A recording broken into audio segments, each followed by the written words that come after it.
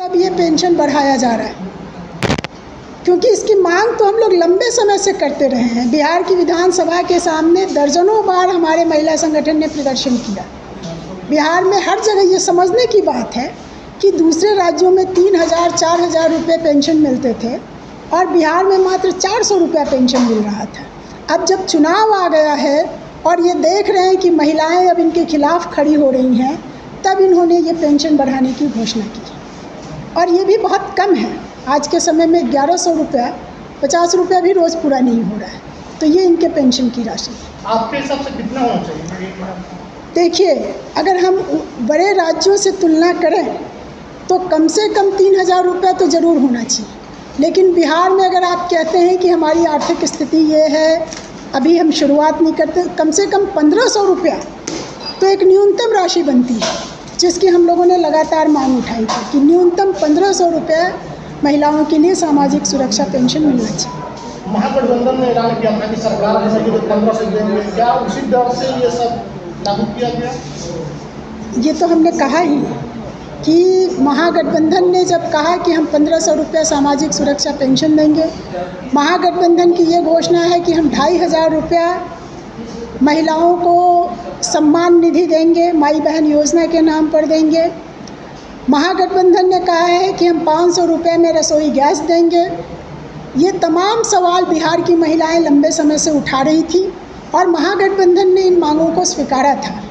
और इसकी वजह से बिहार की महिलाएं नीतीश और जदयू और भाजपा की सरकार के खिलाफ खड़ी हो रही थी।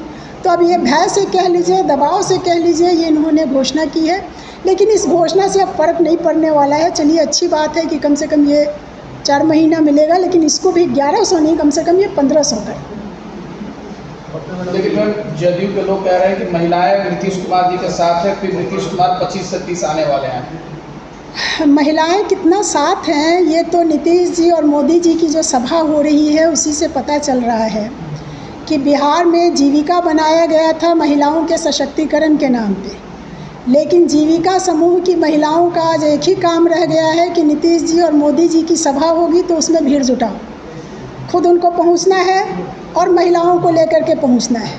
आम लोग अब इनके जुलूस प्रदर्शन, इनकी सभा में, इनकी रैली में नहीं आ रहे हैं। तो बिहार की महिलाएं जो लगातार बलात्कार और अत्याचार झेल रही हैं, जिस बिहार में 11 महीने की बच्ची के साथ बलात्कार हो, आप क्या समझते हैं बिहार की महिलाएं इस सरकार को माफ़ कर देंगी? आज जो क्राइम रेट है पूरे देश में, उसमें से जो सबसे ज़्यादा क्राइम रेट वाले राज्य हैं, बिहार आज उसमें बना हुआ है। सबसे ज़्यादा गरीबी में बिहार आज बना हुआ है। ये कहते हैं कि हमने महिलाओं को रोज़गार में आरक्षण दिया। पूरे देश में 56% है लेबर फोर्स में महिलाओं का जो पार्टिसिपेशन है, और हमारे बिहार में मात्र 15.6% है। आपने कितना रोज़गार महिलाओं को दिया है? तो आप रोज़गार दे नहीं रहे हैं, शिक्षा के क्षेत्र में कोई सुधार कर नहीं रहे हैं, और ऊपर से बलात्कार और हत्याएं हो रही हैं। और उससे भी बढ़ के अब तो लड़कियों का जन्म दर कम हो गया है बिहार के भीतर। लगातार लड़कियों का देश में सबसे कम जन्म दर वो बिहार का है।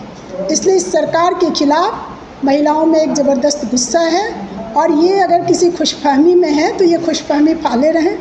2-3 महीने के बाद इनको खुद ही पता चल जाएगा। हुकूमत ये कहता है कि न तो अपराधियों को बचाते हैं ना छोड़ते हैं। ये अपराधियों को बचाते हैं और छोड़ते भी हैं। ये अपराधियों को, बिहार में सबसे ज़्यादा अफसरशाही जो बढ़ा है, ये कैसे खत्म होगा?